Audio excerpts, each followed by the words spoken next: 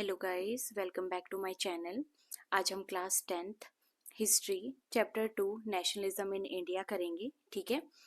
Nationalism in India में जो आज हम टॉपिक पढ़ने वाले हैं, पहले हम देखेंगे इसका इंट्रोडक्शन कि आखिर जो स्टार्टिंग इंट्रोडक्टरी पेज है उसमें क्या लिखा हुआ है। फिर हम पढ़ेंगे फर्स्ट वर्ल्ड वॉर, खिलाफत, नॉन कॉपरेशन मूवमेंट के बारे में।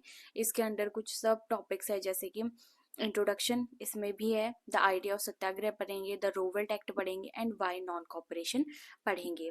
जो फर्स्ट है इंट्रोडक्शन, उसमें हम देखेंगे कि in India as in many other colonies growth of modern nationalism is intimately connected to anti colonial movement. मतलब इंडिया और बहुत सारी और कॉलोनीज में जहाँ पर मॉडर्न नेशनलिज्म आ रहा था, ठीक है, वहाँ पर मॉडर्न नेशनलिज्म से इनका मतलब था कि हमें कोई भी कॉलोनियल रूल हमारी कंट्री में नहीं चाहिए। जो पीपल थे वो यूनिटी डिस्कवर करने लग गए थे in the process of their struggle with colonization. किस प्रोसेस में? कि वो कॉलोनाइजेशन के खिलाफ कैसे स्ट्रगल कर रहे हैं। यहाँ पर ये बोला गया है कि इंडिया और इंडिया जैसी जो और कॉलोनीज है वहाँ पर लोग मॉडर्न नेशनलिज्म से मान रहे थे कि हमें कॉलोनीज नहीं चाहिए, हमें कोई भी फॉरेन पावर हमारे ऊपर नहीं चाहिए। जो पीपल थे वो यूनिटी, एकता डिस्कवर करने लगे थे। किस चीज़ में? इन स्ट्रगल में, जो किस में कर रहे थे, कॉलोनिज्म में कर रहे थे। The sense of being oppressed under colonialism provide a shared bond that tied many different group together। मतलब जो कॉलोनिज्म की वजह से लोग ऑप्रेस्ड हो रहे थे, जो लोगों को दबाया जा रहा था, उसकी वजह से लोगों के बीच में जो बॉन्ड है वो शेयर हुए, और जो डिफरेंट डिफरेंट ग्रुप के लोग थे वो क्या आए, एक साथ आए। But each class and group fail the effect of colonialism differently, their experience were varied.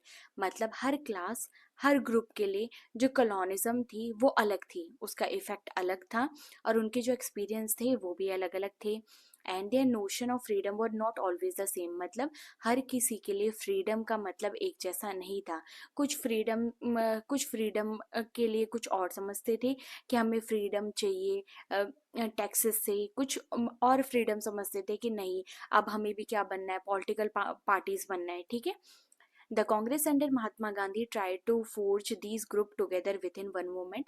मतलब कांग्रेस के under, the Congress under, Congress उस टाइम किसके अंडर में थी? महात्मा गांधी के। तो उन्होंने ये कोशिश की कि जो डिफरेंट डिफरेंट ग्रुप है इनको हम एक मूवमेंट के अंदर साथ में लेके आए। But the unity did not emerge without conflict. लेकिन जो यूनिटी थी वो विदाउट किसी कॉन्फ्लिक्ट, किसी झगड़े के नहीं आई। ठीक है।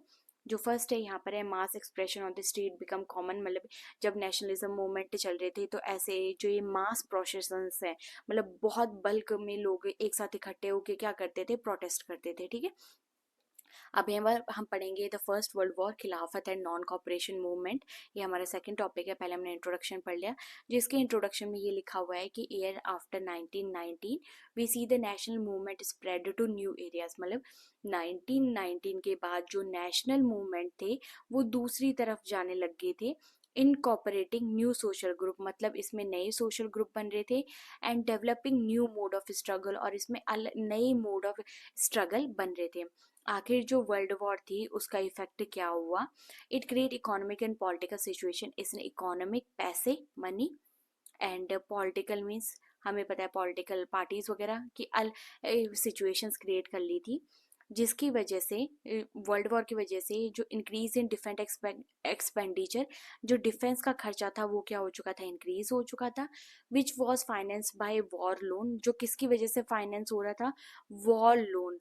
एंड इंक्रीजिंग टैक्स, और क्या किए जा रहे थे, टैक्स को क्या किया जा रहा था, मतलब इन खर्चों को पूरा करने के लिए लोन लिए जा रहे थे, और टैक्स को क्या कर दिया जा रहा था, इंक्रीज कर दिया जा रहा था। जैसे कि जो कस्टम ड्यूटीज थी इम्पोर्ट पे या एक्सपोर्ट पे, वो क्या कर दी गई थी, बढ़ा दी गई थी। ठीक है।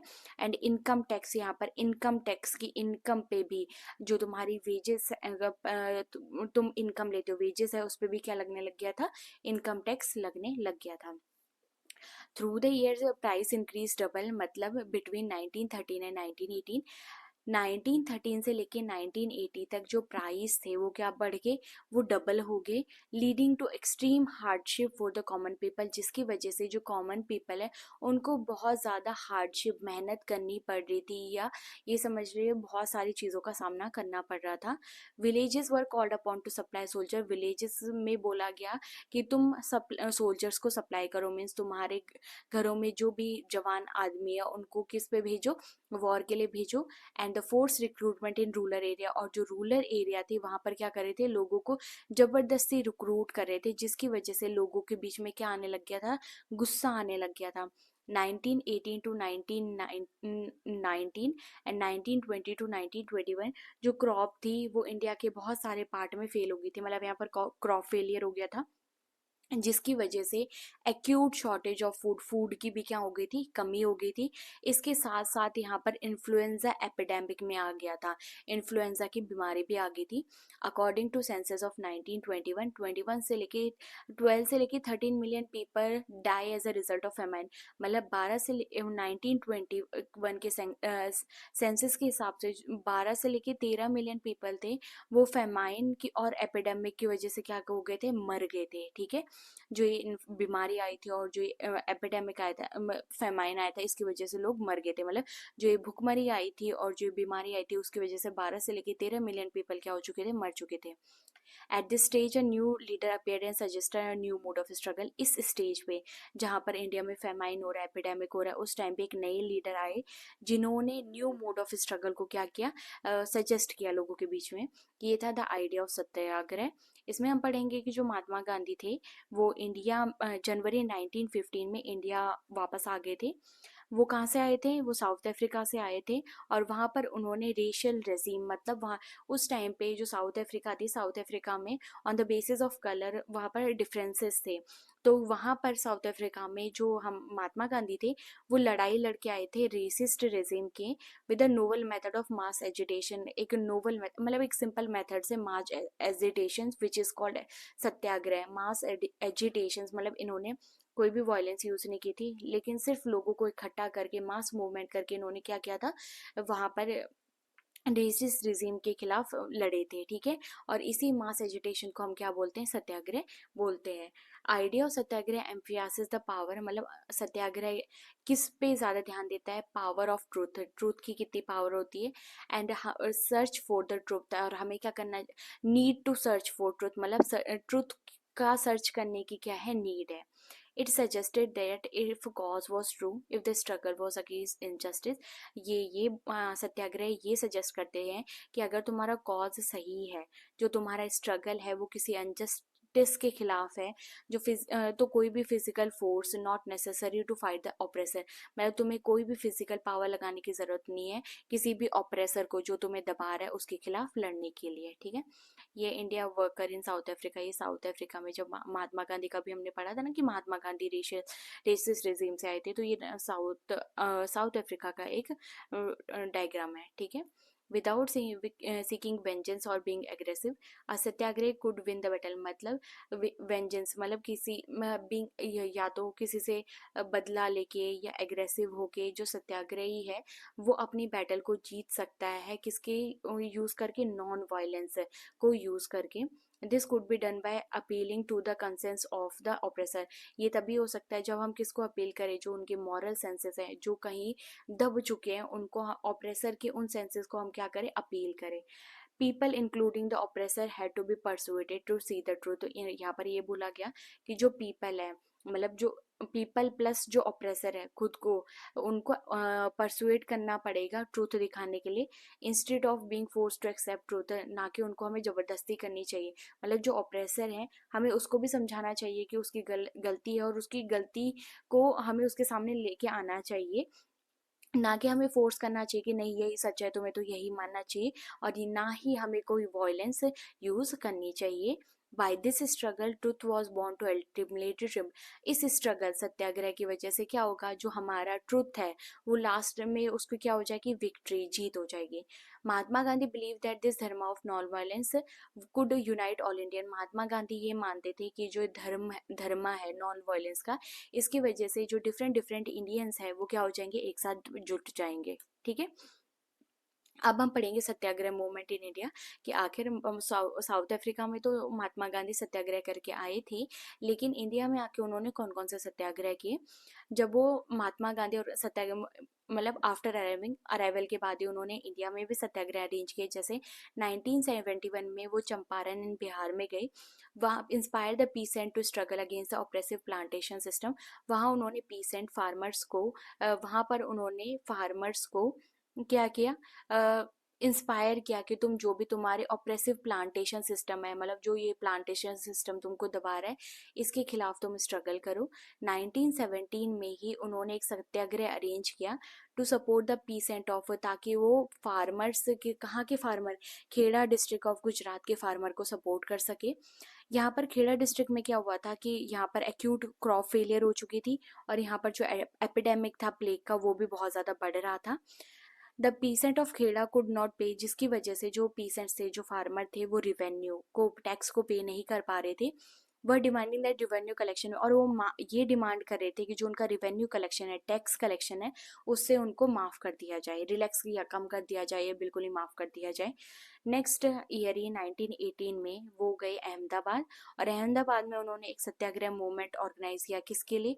कॉटन मिल वर्कर्स के लिए। ठीक है, ये है चंपारण मूवमेंट, ये है खेड़ा पीसेंट मूवमेंट, और ये है अहमदाबाद मिल स्ट्राइक। ठीक है, अब हम पढ़ेंगे Rowlatt Act. Gandhi ji 1919 decided to launch a national wide satyagraha against the proposed Rowlatt Act. मतलब 1919 में गांधी जी ने डिसाइड किया कि हम एक नेशन वाइड, मतलब पूरे इंडिया में एक सत्याग्रह अरेंज करेंगे। किसके खिलाफ? कि जो नया रोवेल्ट एक्ट आया है इसके खिलाफ।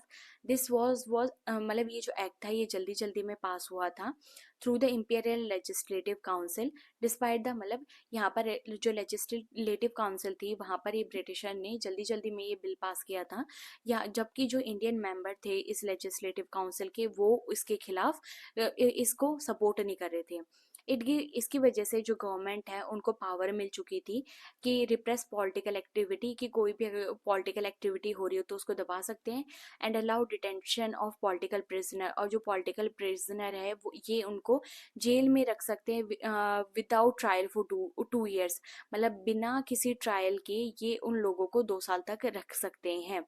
Gandhi ji wanted non violent civil disobedience. Gandhi ji चाहते थे कि जो ये मैंने national wide satyagraha movement arrange किया है ये नॉन वायलेंट हो और सिविल डिसोबीडियंस हो। यहाँ पर मतलब लोग ब्रिटिशर्स की बातें ना माने, उनका बहिष्कार करने लग जाए अगेंस्ट सच अनजस्ट लॉ। ये सिविल डिसोबीडियंस और जो नॉन वायलेंट वायलेंट है ये किसके खिलाफ हो? जो रोवेल्ट आया है, एक्ट आया है, इसके खिलाफ। Which will start with the हड़ताल, जिसकी स्टार्ट कहाँ से होगी? एक हड़ताल करेंगे हम 9 अप्रैल से। ठीक है, अब क्या हुआ? रैलीज ऑर्गेनाइज की वेरियस सिटीज में, जो वर्कर थे वो स्ट्राइक पे चल गए क्योंकि नॉन कॉपरेशन मूवमेंट बोल दिया था गांधी जी ने। रेलवे के वर्कशॉप एंड शॉप्स जो थी वो सारी क्या हो गई? बंद हो गई। अब क्या होता? Alarm by popular upsurge and scared the lines of communication. मतलब यहाँ पर ये था कि जो ब्रिटिशर्स थे वो अलार्म हो चुके थे कि जो पॉपुलर, कि जो ये पॉपुलर मूवमेंट वगैरह वगैरह थे उनसे, और उनको डर लग रहा था कि जो उनके कम्युनिकेशंस लाइन है जैसे railway, Telegram would be disrupted. मतलब ये क्या हो जाएंगी, इनकी जो सेवाएं हैं वो चल नहीं पाएंगी। इसीलिए ब्रिटिश एडमिनिस्ट्रेशन ने डिसाइड किया कि हम इन नेशनलिस्ट के खिलाफ क्या लेंगे? स्ट्रॉन्ग एक्शन लेंगे। जो लोकल लीडर थे उनको अमृतसर से पकड़ा गया, और जो महात्मा गांधी थे उनको ब्लॉक कर दिया गया, मतलब उनको दिल्ली में एंट्री ही नहीं लेनी थी। 10 अप्रैल को जो police in Amritsar fired upon a peaceful procession. मतलब लोग पीसफुली अपना मूवमेंट कर रहे थे, लेकिन जो पुलिस थी उन्होंने अमृतसर में जो ये लोग थे जो प्रोटेस्ट कर रहे थे उन पर फायर कर दिया, जिसकी वजह से वहाँ पर वाइड स्प्रेड अटैक ऑन, जिसकी वजह से वहाँ पर बहुत ज़्यादा बैंक पे, पोस्ट ऑफिस पे और रेलवे स्टेशन पे क्या हुए? हमले हुए। क्योंकि उन्होंने क्या किया था, जब लोग पीसफुली अपना मूवमेंट कर रहे थे तो उन्होंने, जो पुलिस थी उन्होंने ओपन मतलब फायर कर दी। तो इसी के अपोजिट में जो ये थे प्रोटेस्टर थे उन्होंने बैंक में, पोस्ट ऑफिस, रेलवे स्टेशन में अटैक कर दिया। जो मार्शल लॉ था वो इम्पोज हो गया, और जो जनरल डायर थे ये क्या थे? वहाँ के कमांडर थे। अब हम पढ़ेंगे जलियांवाला बाग इंसिडेंट। ये कब हुआ था? 13 अप्रैल में हुआ था। On this day large crowd gather, मतलब बहुत बड़ा लार्ज नंबर ऑफ लोग कहाँ पर आए थे, जलियांवाला बाग में आए थे। यहाँ पर कुछ लोग तो प्रोटेस्ट करने आए थे, जो भी गवर्नमेंट ने नए जो ये रिप्रेसिव मेजर्स निकाले ताकि वो लोगों को और दबा सके। और जो बाकी कुछ आए थे प्रोसेशन करने के लिए, और बाकी आए थे यहाँ पर एनुअल बैसाखी का मेला लगा हुआ था उसके लिए। Being from outside the city many, बहुत लोग सिटी के बाहर से आए थे, इसीलिए उन्हें पता नहीं था कि जो मार्शल लॉ है वो लग चुका है। जो डायर थे कमांडर, वो इस एरिया में एंटर हुए। उन्होंने एक मतलब जलियांवाला बाग में एक ही एग्जिट पॉइंट था, तो वहां पर उसको उन्होंने ब्लॉक कर दिया और जो क्राउड था उस पर ओपन फायर कर दी, ठीक है। जिसकी वजह से हजारों लोग क्या, सौ, किलिंग हंड्रेड हंड्रेड में उन्होंने लोगों को मार दिया। ही डिक्लेयर, बाद में उन्होंने डिक्लेयर किया कि he want to produce a moral effect, मतलब वो लोगों के बीच में ये इफेक्ट लाना चाहता है और उनके बीच में टेरर की फीलिंग को क्या करना चाहता है, क्रिएट करना चाहता है। मतलब जो सत्याग्रही है उनके उनके दिमाग में मैं एक टेरर की फीलिंग लाना चाहता हूँ, ठीक है। नेक्स्ट है, यही है जलियांवाला बाग हत्याकांड के, जैसे यहाँ पर ये ब्रिटिशर्स खड़े, उन्होंने लोगों पे ओपन फायर कर दी थी। इफेक्ट आफ्टर द, मतलब जलियांवाला बाग हत्या, जलियांवाला बाग इंसिडेंट के बाद क्या हुआ, क्योंकि जलियांवाला बाग तो ब्रिटिशर ने किया है, तो उसके अपोजिट में इंडियन, जो इंडियंस है वो कुछ ना कुछ तो करेंगे। जो क्राउड था वो स्ट्रीट पे आ गया, और बहुत सारे नॉर्थ इंडियन टाउन में जो क्राउड थे वो स्ट्रीट पे आ गए।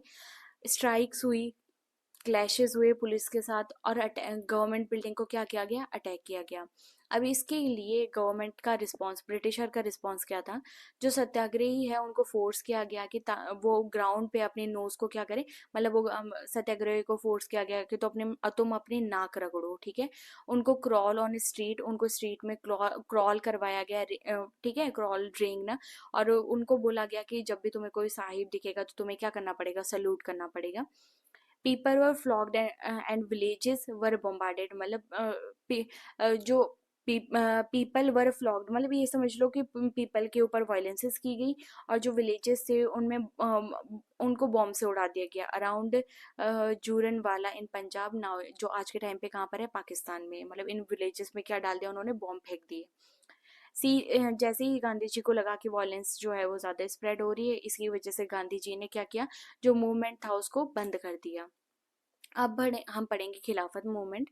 The Rowlatt satyagraha had been a wide spread, जो रोवल सत्याग्रह हुआ था वो बहुत बड़ा वाइड स्प्रेड हुआ था, मतलब बहुत ज्यादा फैला था।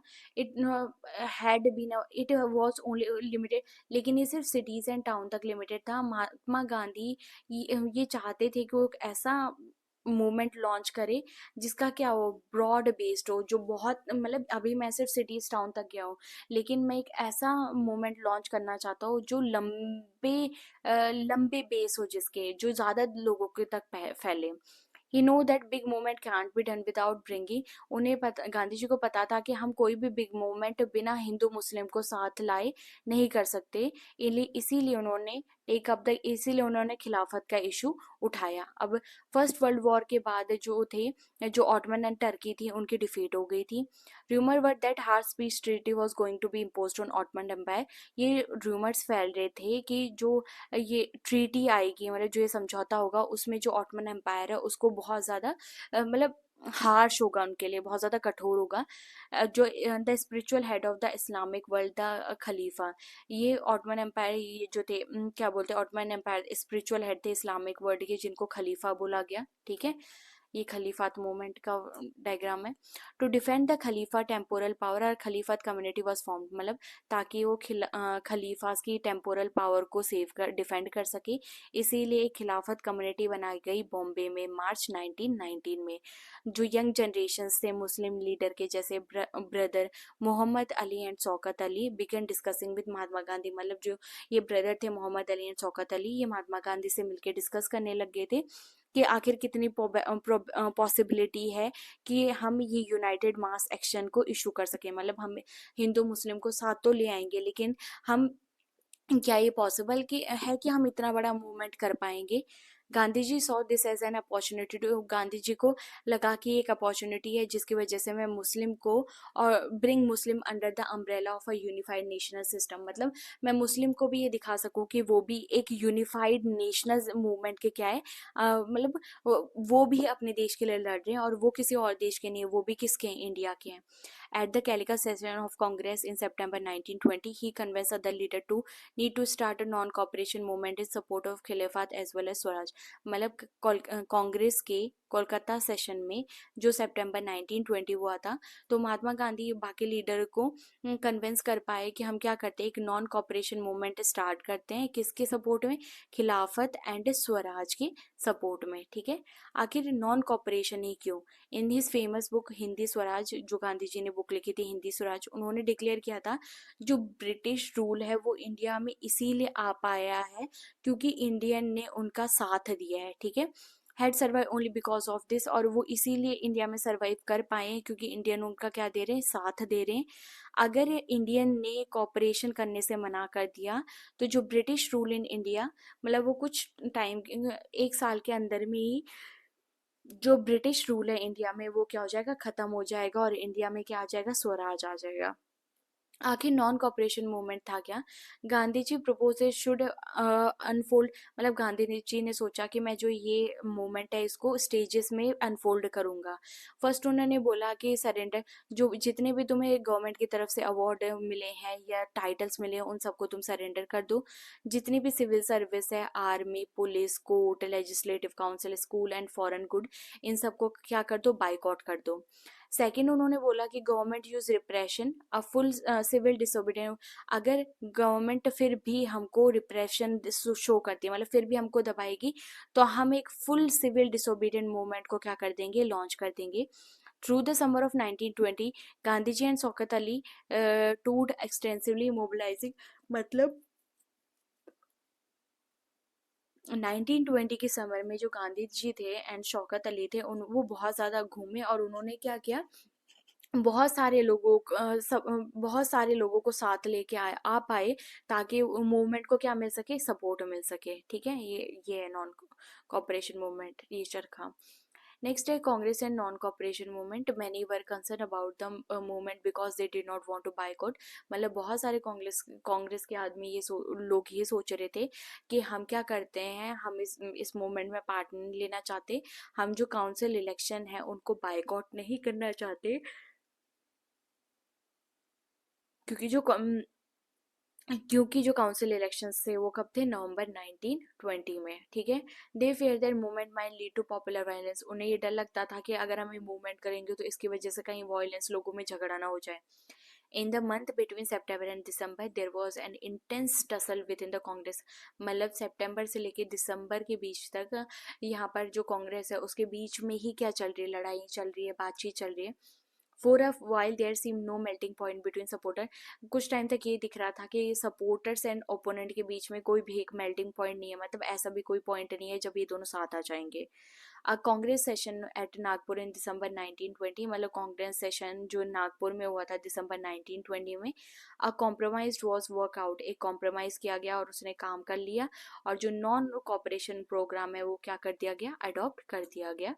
Thank you for watching. अगर मेरा वीडियो अच्छा लगा हो तो like share and subscribe, and again thank you.